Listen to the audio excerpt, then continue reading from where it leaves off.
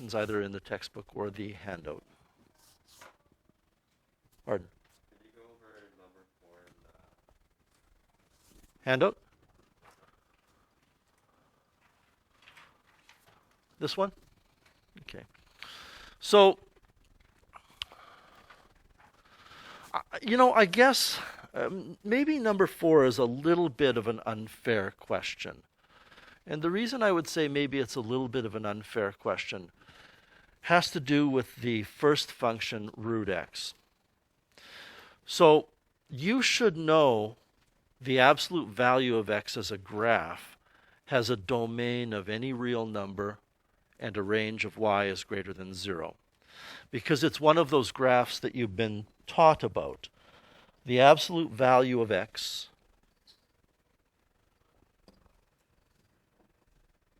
looks like that.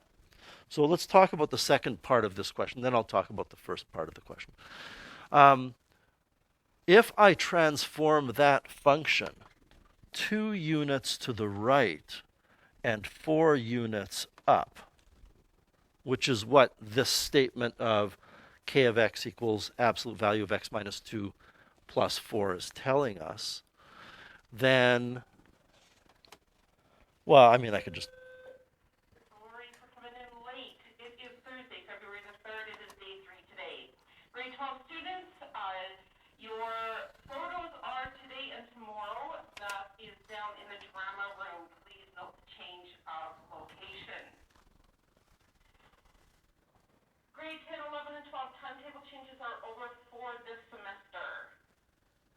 Our book room will be open during seminar and lunch today and tomorrow. It will be closed all the rest of the day. If you have not returned your semester 1 textbooks, please do so ASAP, as there are students who do not have a textbook for their class. Johnson's will be here this afternoon outside the music room. Stop by their table and check out their grad and school jewelry.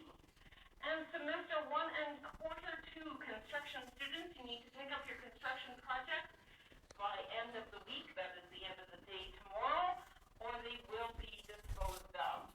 That is all for now. Have a great morning. So, the domain of that new absolute value function would be x is any real number, but you're not asked about that in this question. You are told that the range of k of x, and k of x is the absolute value function, is from c to infinity, and there is a typing mistake there. That infinity should not have a square bracket on it. Infinity would never have a square bracket because you can never get to infinity. So I'll have to repair that. So why is the first part of the question maybe unfair? It's because you don't necessarily know what root x looks like. We will learn what y equals root x looks like in this unit. And I will tell you right now, and this graph should make sense to you. Y equals root x looks like this. Because the square root of 0 is 0. The square root of 1 is 1. The square root of 4 is 2. And you can't take the square root of negative numbers. As well, Arden and everybody, you'll never get a negative when you take the square root of a number. There's no plus or minus here. You didn't introduce it. It's just the square root of x. Which means, looking at the question, if we translate the graph 6 units to the right and 3 units up, which is what this statement is saying, are you with me on that? Then this graph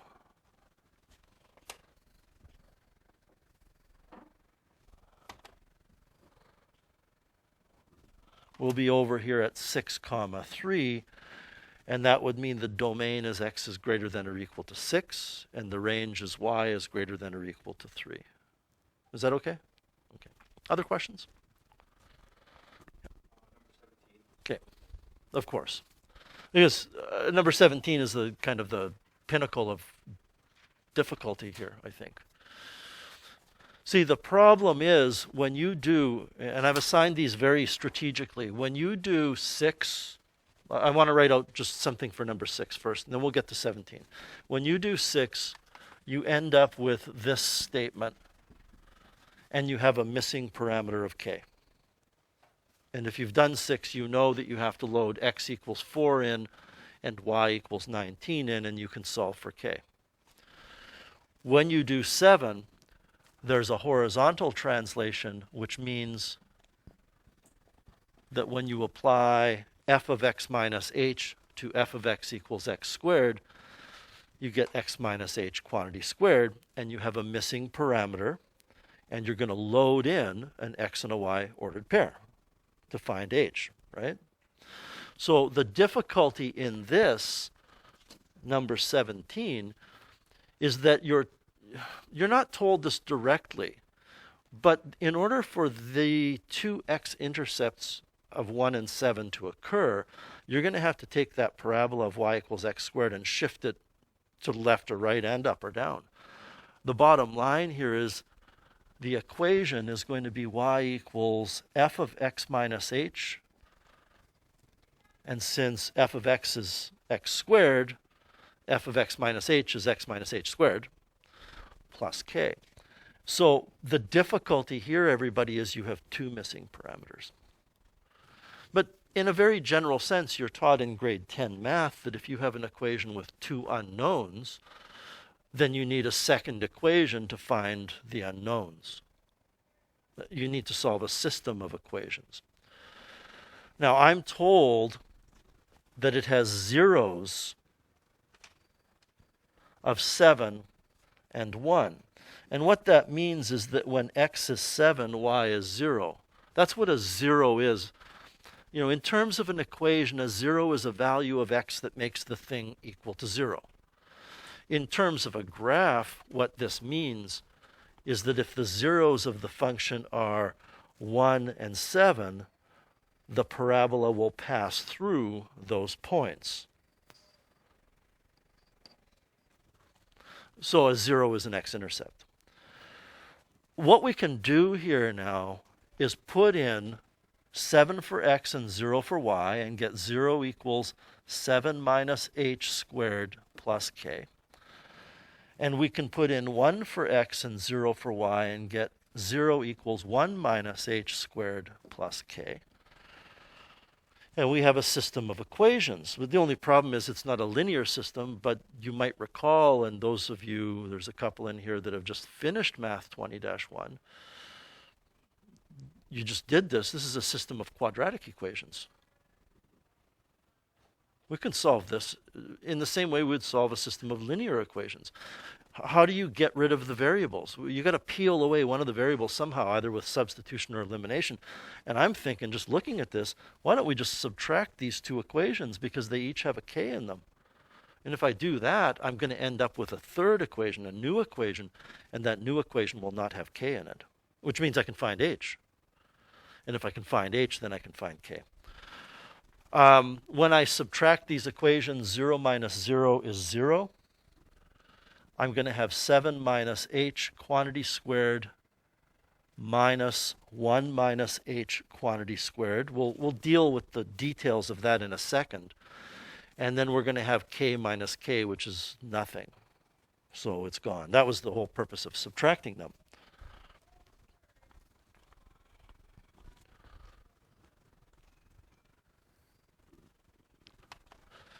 So let's simplify this. I'm not sure that you have to write this, but you should remember that 7 minus h squared is 7 minus h times 7 minus h. 1 minus h squared is 1 minus h times 1 minus h. You don't want to make that grade 9 mistake of just squaring each of them. So when I FOIL out 7 minus h times 7 minus h, I get 49 minus 14h plus h squared. I get minus 7h minus 7h. I'm just putting them together.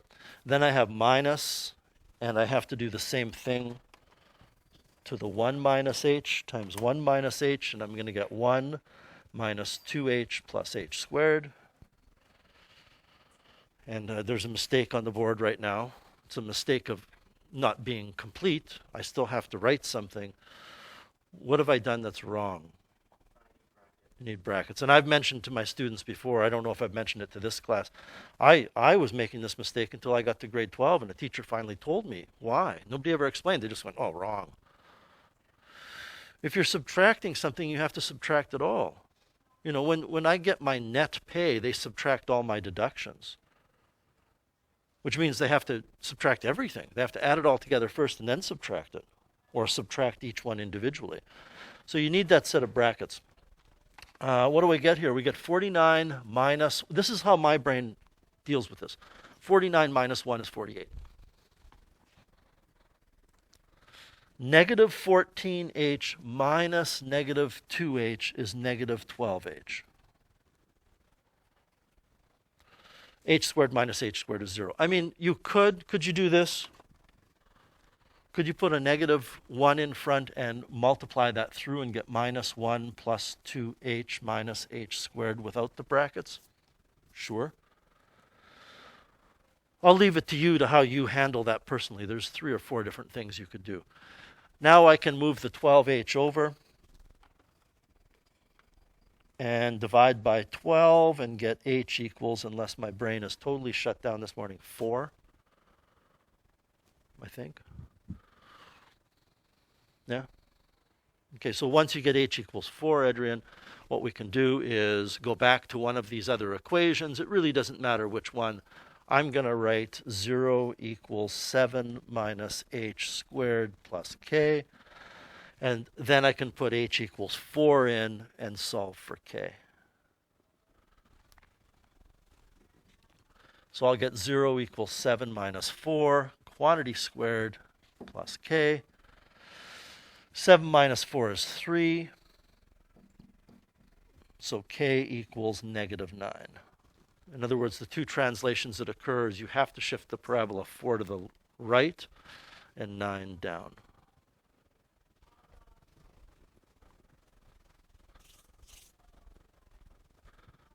Is that okay? Okay, you're welcome. Okay, we're going to move on now, so you'll need to open up your books to the next lesson. If you have further questions, I can certainly help you out by coming around a little bit later to your desk.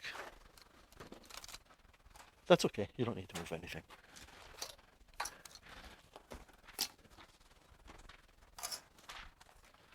You'll need a ruler today to draw some straight lines on graphs.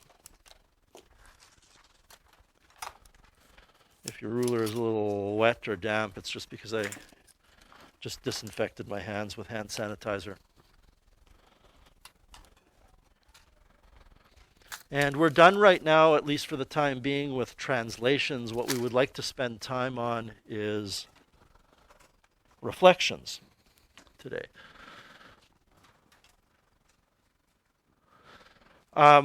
This is section 1.2 in your textbook, and section 1.2 in your textbook deals with two things.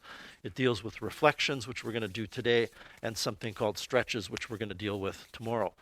So today we're going to be looking at how to graph a function if we reflect the function either across the x-axis or across the y-axis. And anytime we talk about a change to a function on a graph, there's a corresponding change to the equation of the function. So we want to connect what the graph looks like visually after we reflect it to what the equation looks like after we reflect the equation. And then there's this thing called invariant points. In everything that we've done so far, when you take a function and you move it to the left or to the right, or you move it up or down, or you move it to the left and up, it doesn't matter, every point moves. Every point has to move when you physically slide a function in a particular direction.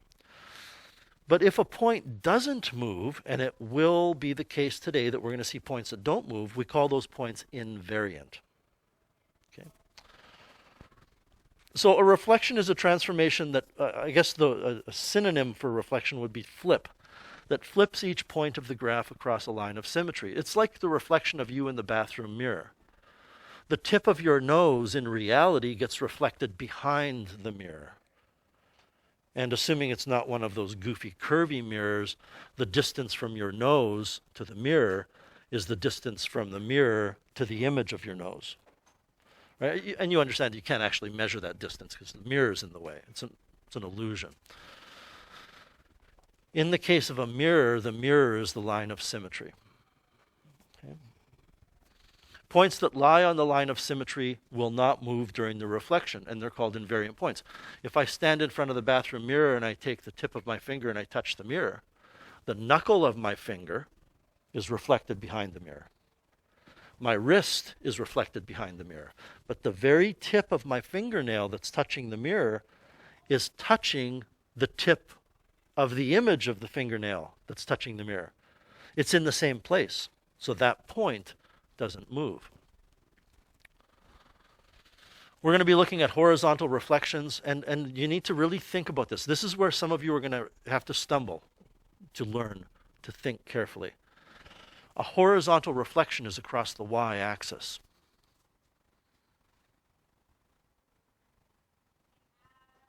If I take something like my hand and I reflect it horizontally, which means left becomes right and right becomes left, I'm twisting it around a vertical line. So a horizontal reflection is across a vertical line, and I'll show you some illustrations of this in a second. And we will also be looking at vertical reflections across the x-axis. Okay. A vertical reflection would be something where the top becomes the bottom and the bottom becomes the top. And that has to happen by revolving or flipping across a horizontal line. So these aren't functions, but they will just give you a visual here. And don't bother trying to write them down. You could watch this in video form later. If I take that image and I reflect it horizontally across the y-axis, not the image. If I take that original thing and I reflect it to get an image, I will get that bluish face. You agree?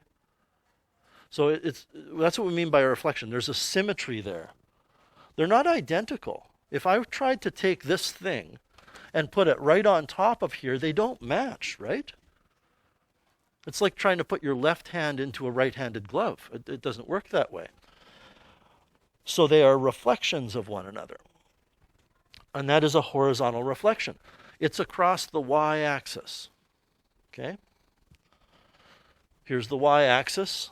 For those of you watching in video form, this is the y-axis. So it's across or over the y-axis.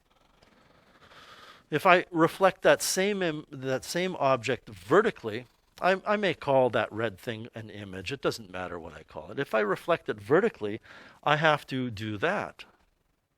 It's always across an axis. And that is across the x-axis. Now comes the part. And I'm sorry, this is going to be something that some of you will get wrong on an exam. And I don't mean to pit us against each other, but you don't want to be in that group that gets this wrong.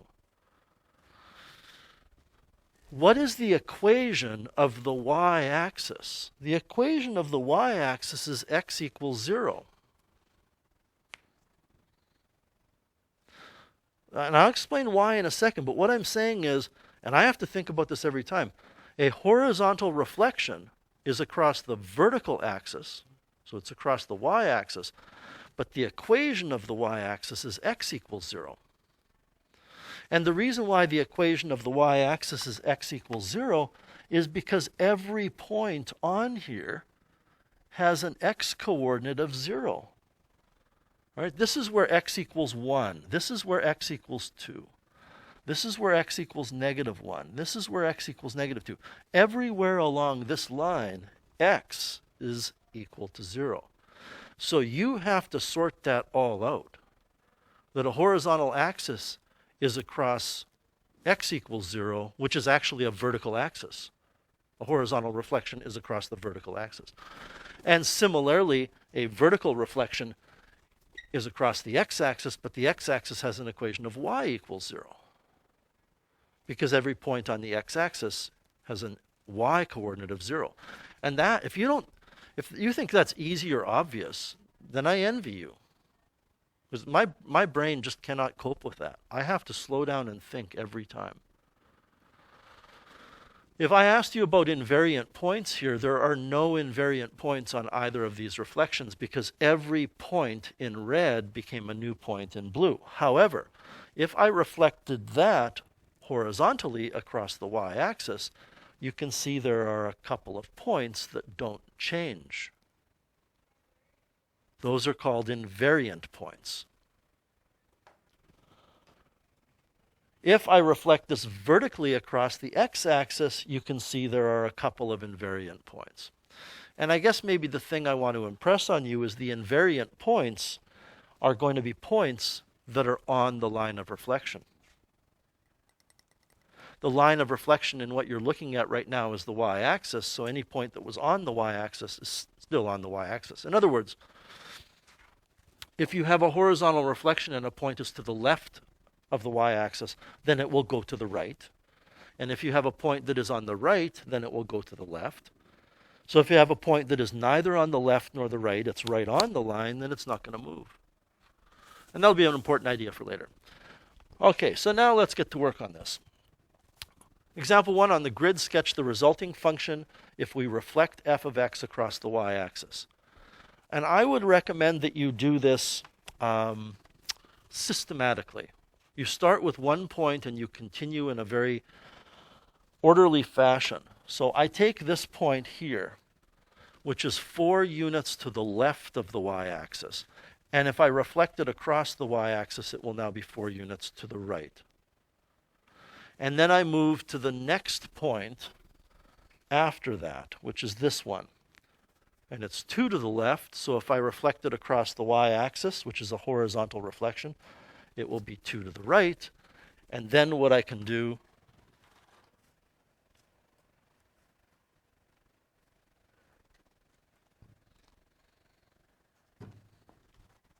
gonna work? Nope.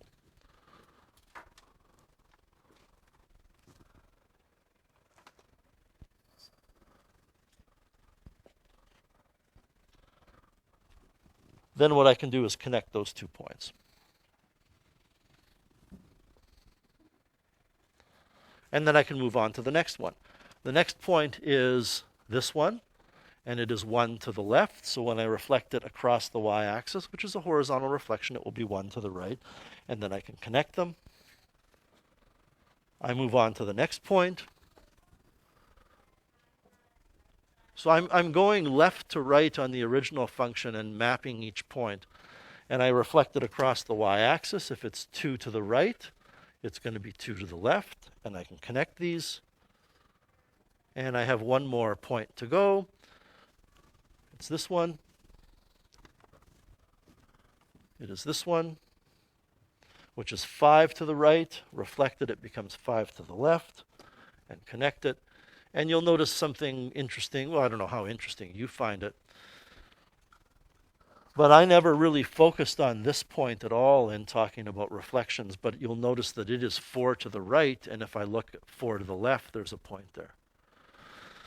Identify the invariant points. Oh, I'm going to put the invariant points in brown. There's only one invariant point, and it's right here. And it's invariant because it's on the line of reflection.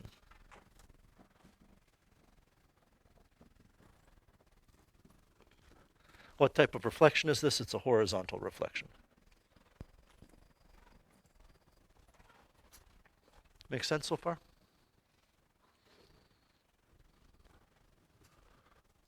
And I mean, I think many of you can look at that and see that it's a horizontal reflection. It's not as easy to see as holding up your 2 hands and seeing that they're reflections of each other, because these are overlapping somewhat. All right, what if we are asked to reflect that across the x-axis? Well, that means anything above the x-axis is going to go below.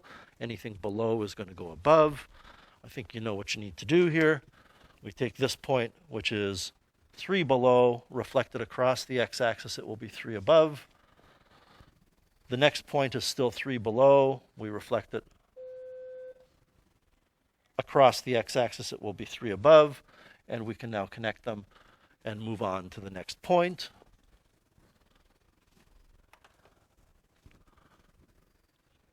Which is on the x-axis. So it's not going to go above or below because it isn't below or above. Go on to the next point. This is 2 above. It's going to go 2 below. I should have connected these, I guess, right? Before moving on to the next point. Then I can connect these.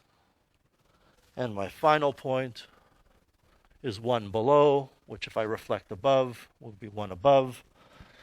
And notice that in this particular question, I get 2 invariant points. Why do I get 2? Because there were 2 places where the original function was on the line of reflection.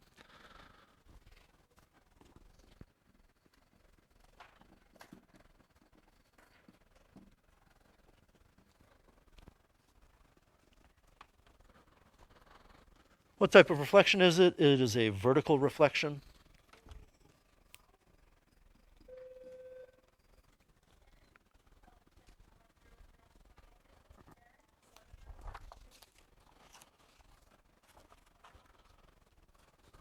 Any questions with example 2?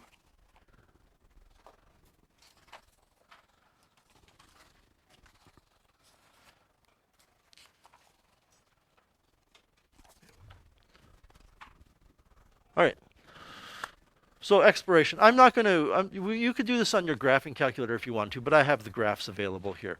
So the question says, if every x in this function, so we have a function here, y or f of x, equals x squared minus 4x minus 5. If we change every x to negative x, which is negative 1 times x, how does the transform function compare to the original function? Well, I guess in order to do that, this is the original, y equals x squared minus 4x minus 5. The transformed would be y equals negative x quantity squared minus 4 times negative x minus 5. And again, I've mentioned this, I believe I mentioned it at least once in the past couple of days. When you do substitution, you put a set of brackets around the thing you substitute. Always. You don't always have to, but you have to sometimes. So if you do it all the time, you'll never make a mistake. I can simplify that and end up with a transformed function of y equals x squared plus 4x minus 5. Because negative x quantity squared gives you positive x squared, because negative squared is positive. The negative 4 times the negative x gives you positive 4x. So we're asking, how do these two graphs compare when I change the x to negative x? So let me show you the graphs. That's the original function. You can see the equation of the function in the top right corner. It's x squared minus 4x minus 5. And I have also entered in the second function. I want to point out to you that when you look at what I've typed for the second function, I didn't simplify it. I just left the negative x in brackets because I want to drive the point home that when you change the x to negative x, it's a horizontal reflection. Just quickly, I don't want to spend too much time on this, but when you take a look at this point here, these 2 points, the one on the right is a point on the blue function, the one on the left is a point on the black function, which is the original. They are reflected across the y-axis. These 2 points are reflected across the y-axis. So they're reflected horizontally. This point is, quote, reflected across the y-axis, but it doesn't move. It's invariant because it was on the y-axis. All of these points get reflected horizontally. So the lesson to be learned here is when you change x to negative x, there is a horizontal reflection. And if this were a diploma exam or a unit exam and it were a written response, you would be very complete and say it is a horizontal reflection across the y-axis. But we're in learning mode right now. Okay, we don't need to write down every little thought. What is the mapping? Well, I don't know. I think it's pretty obvious that negative 2 comma 7 will become 2 comma 7 when you reflect it horizontally. And I mean, I can show you that point. Those were points that I actually had on here. Where's my graphing program? There it is. Negative 2 comma 7 is this point here on the original function. And when I reflect it horizontally, it becomes positive 2 comma 7. Let me cut to the chase here. Do you see that the x-coordinate is going to flip? If the x-coordinate is negative and I reflect it horizontally, it's going to become positive. If the x-coordinate is positive and I flip it horizontally, it's going to become negative. And again, we want to be able to, and if the x-coordinate is 0, of course, it's not going to change. We want to be able to be general. We don't want to have to look at a graph each time. 1 comma negative 8 would become negative 1 comma negative 8. So x comma y becomes negative x comma y. And I want to be very clear about something here. When I say negative x here, I don't mean it's going to become a negative number. I mean it's going to become the negative of whatever it was. That if it was positive, it becomes negative. And if it was negative, it becomes positive. I want to point out something I think that's worthy of observation. When we did translations, if you changed x to x plus 2, the mapping was x turns into x minus 2. It went backwards. It went in the opposite direction. Here, you changed x to negative x in the equation, and x becomes negative x on the graph. There's no oppositeness to this. Okay. All right. What about if we change every y in that function to negative y? Well, the original is y equals x squared minus 4x minus 5. The transformed would be negative y equals x squared minus 4x minus 5. But I hope you would agree we don't write functions as negative y. We like y equals. And there's all kinds of ways that you can change this to y equals. One of the ways is to multiply both sides by negative 1. I know that's probably not what you would do. You'd probably move everything around. Am I right? Move stuff to the other side. But here I want to point out to you that instead of doing that, I can put negative 1 times x squared minus 4x minus 5. I can multiply both sides by negative 1. And, if I wanted to, I could multiply that negative 1 through, right? I could write y equals, I suppose I should write it. I could write y equals negative x squared plus 4x plus 5. All three of these things to the right side of the screen, the one in brown, the one in red, the one in green, are all the same. What happens? What do we get? Well, let's take a look.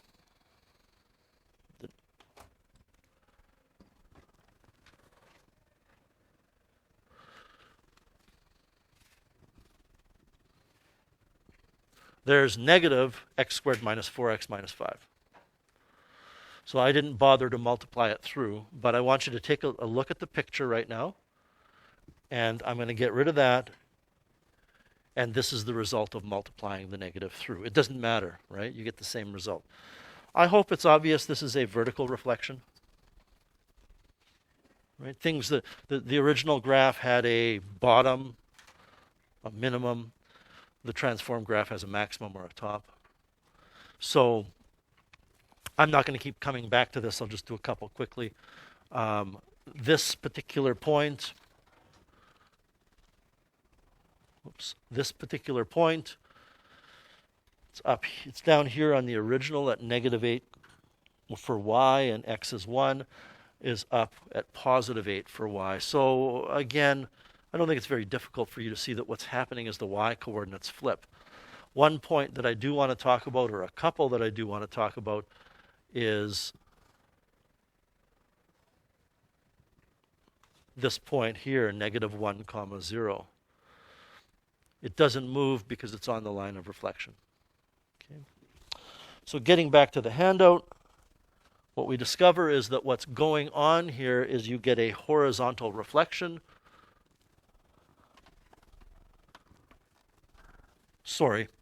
a vertical reflection. Again, if this were an exam and you were writing stuff down as part of a written response, you'd probably say a vertical reflection across the x-axis. If it's a vertical reflection, then what's going to happen is every y coordinate will flip. Every y coordinate will get multiplied by -1. And you could certainly write out the mapping here. This would become -2, -7. This would be -1, comma. Now, if I take this y coordinate of 0 and multiply by -1, I still get a y coordinate of 0. This will become 1, comma, +8. And again, I'm going to point out to you that if you replace y with -y in the equation, that's exactly what happens on the graph. It's not an opposite thing. So as a summary, and I think this is fairly basic, but, you know, I don't want to leave anybody in the dust here. Let's go through this together. This is all typed out for you. I'm going to read it out to you as a group. During a horizontal reflection, the x-coordinate of every point on the graph is multiplied by -1, resulting in each x-coordinate changing sign. And during a horizontal reflection, the y-coordinate does not change. These are all things that if you thought about, you should go, yeah, that makes sense. If you can read the words and understand what the words are saying, there should be no surprises here. How do you do this? You take the equation, and the equation is, listen carefully, the equation is y equals f of x. You change the x to -x. So y equals f of x changes into y equals f of -x. Remember what I've told you about f of notation. F of 3 means you change x to 3. F of puppy means you change x to puppy. F of -x means change all the x's to -x. A horizontal reflection will always occur across the y-axis, and that's the vertical axis, but the equation of the vertical axis is x equals 0. That's where a little layer of thought is really called for. Invariant points will be y-intercepts, because a y-intercept is on the y-axis, and if you reflect it across the y-axis, and it's already on the y-axis, it's not going to move. They only move if they're to the left of the y-axis when they become reflected to the right or the opposite. And the mapping is very straightforward. X comma y becomes -x comma y. For vertical, I mean, you can take everything I said and just flip it over. Shouldn't use the word flip. Change everything horizontal to vertical and vice versa. During a horizontal, and does yours say during a horizontal reflection? Or does yours say during a vertical reflection? Vertical? Okay. I did some copying and pasting here and I didn't proofread my stuff. So on your handout, this says vertical. Just to confirm, thumbs up if on your handout it says vertical. So there's no problem. The problem is me and what I have here.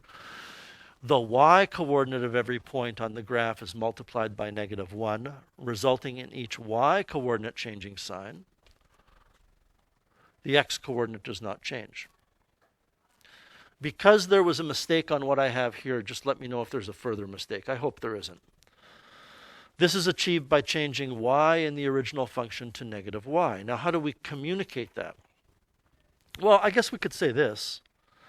You change y equals f of x to -y equals f of x. But it's awkward to write -y. So in going from this to this, it's best to just think of multiplying both sides by -1 in this context. I guess you could move stuff around, but the bottom line here is when you go from y equals f of x to y equals -1 times f of x, which is how we're going to always see it, there's a vertical reflection. A vertical reflection is across the x-axis, which is a horizontal axis, and the equation of the horizontal axis, or x-axis, is y equals 0. Invariant points would be x-intercepts because they're on the line of reflection. And the mapping is x comma y turns to x comma negative y. I don't have it in here, but if I went from y equals f of x to y equals negative f of negative x, then I think it's reasonable to expect you to understand there is a horizontal reflection and a vertical reflection. Before we get to the examples to finish this lesson off, does anybody have any questions about anything so far?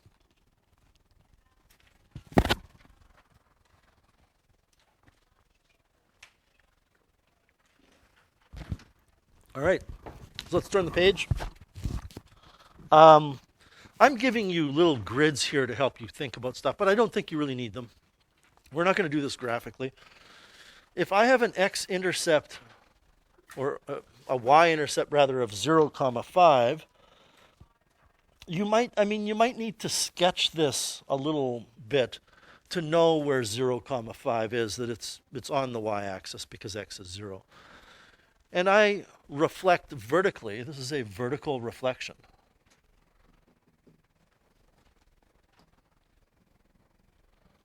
And why is it a vertical reflection? Because you need to memorize negative f of x as a vertical reflection. Then in a vertical reflection, the mapping is x comma y becomes x comma negative y. Then this intercept of 0, 5 will become 0, negative 5. I don't think you needed to write the mapping to decide that. If you can visualize even in your head that there's a point at y equals 5 on the y-axis and I reflect it vertically, it should be at y equals negative 5 on the y-axis. On the other hand, this point of negative 2, 0, which is also an intercept, it happens to be an x-intercept, if I reflect that vertically, which is what we're talking about in question A, it's not going to move. So negative 2, 0 will be the intercept location. It will still be that x-intercept. It will not have moved. And similarly, the x-intercept of 4, 0 would become negative 4, 0. In other words, if you reflect these 3 points vertically, the only one that will change is that y-intercept of 5, and it will become negative 5. So this point ends up going down here. This point stays the same. This point stays the same when you reflect them vertically. As I said, I really don't believe you need the grid to see that. You should recognize that y equals f of negative x is a horizontal reflection. And if you reflect 0, 5 horizontally, it will become 0, 5. Well, it doesn't really become, does it? It's at 0, 5, and we reflect it horizontally, so it's still going to be there. If, on the other hand, you take negative 2, 0 and reflect it horizontally, it does move. It becomes positive 2, 0. And if you take 4, 0 and you reflect it horizontally, then it becomes negative 4, 0. By the way, don't associate color here with what I'm writing. Okay, I'm just using a different color to show the point. The green points are the answers, which I've written in brown. If I do this, it's both horizontal and vertical, and that would mean this. If I reflect things horizontally, the x-coordinates have to be multiplied by negative 1. And I reflect things vertically, the y-coordinates have to be multiplied by negative 1. Which means 0, 5 will become 0, negative 5. Negative 2 comma 0 will become 2 comma 0.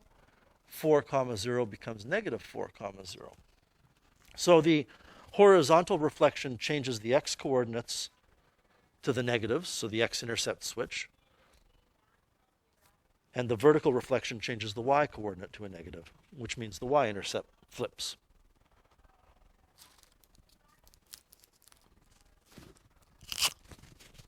Any questions with 3?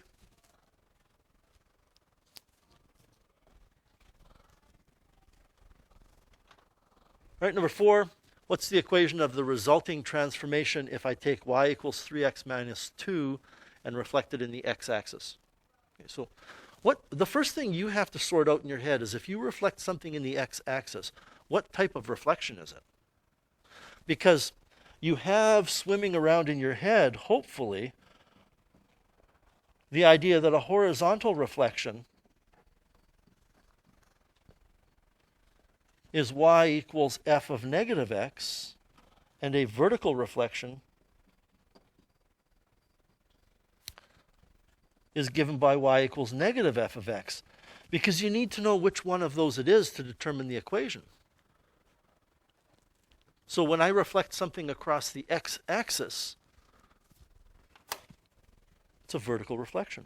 I mean, in my head, what I'm doing is I'm picturing an x-axis, which is my arm that I'm holding horizontally, and I'm saying, how does something reflect across it?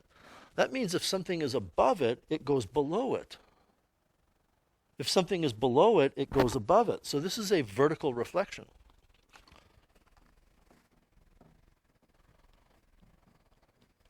And we're going to kind of do the same thing we talked about yesterday. There is no f of x here.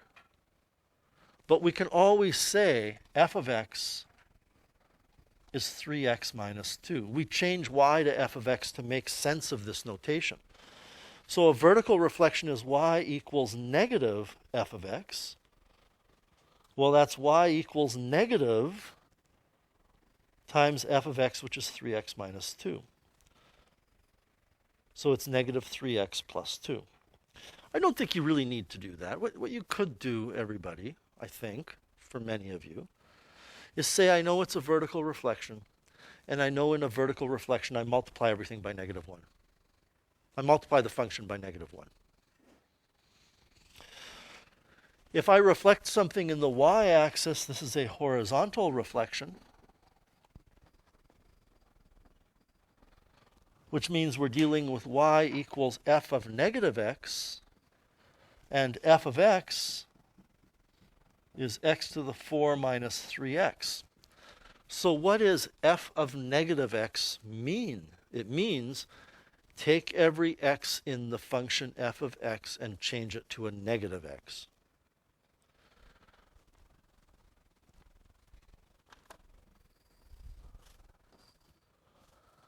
Which will give us y equals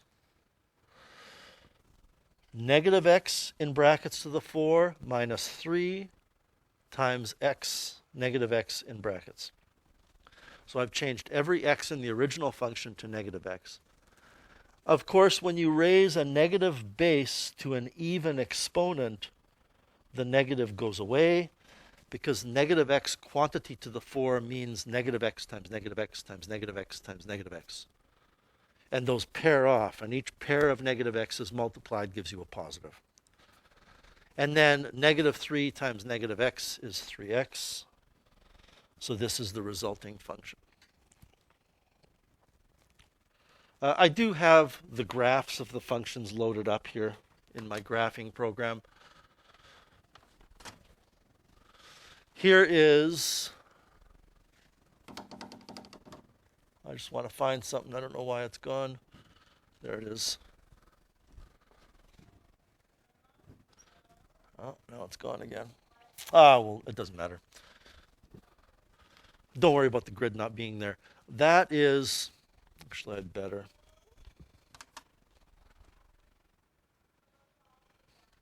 No, I'm not going to bother. That is the original function. This was for part A, which was reflected across the x-axis. Am I correct? Part A said reflected across the x-axis.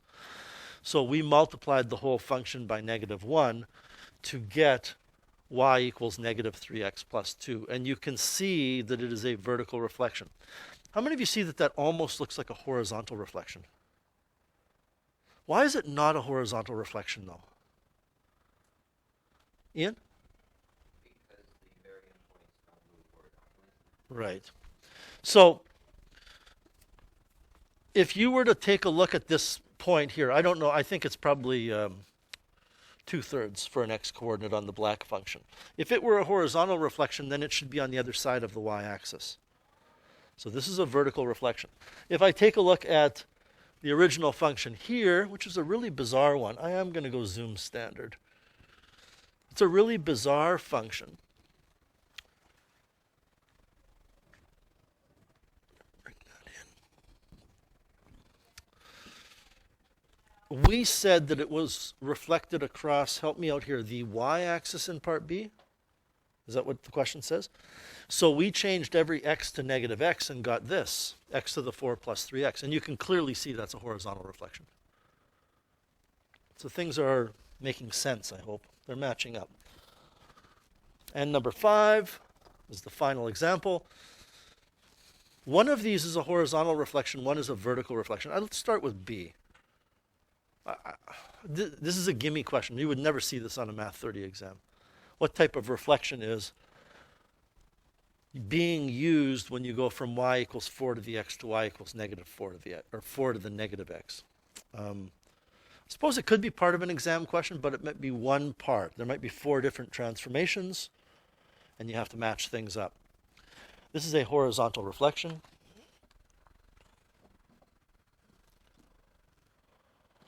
And again, if you're writing an exam, please don't abbreviate, write out full words, complete sentences. It's a horizontal reflection because if f of x is 4 to the x, then 4 to the negative x would be f of negative x, because we're changing x to negative x.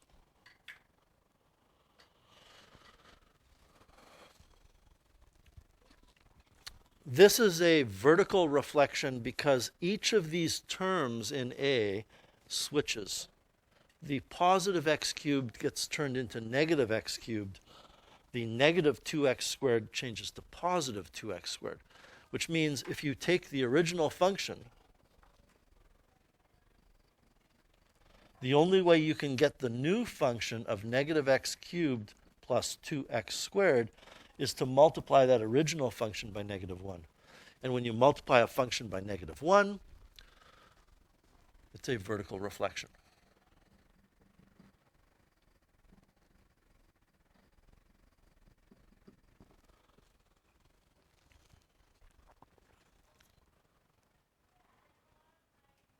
Is that okay? I mean, the level of difficulty here is, I don't know where the level of difficulty for you has been the past couple of days. It might be at 6 or 5.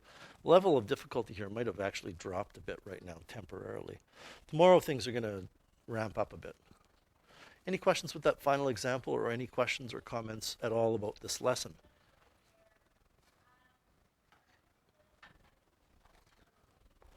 All right, you can see I've got a list of practice stuff for you to work on here. Page 28 of your textbook, there are a couple of questions.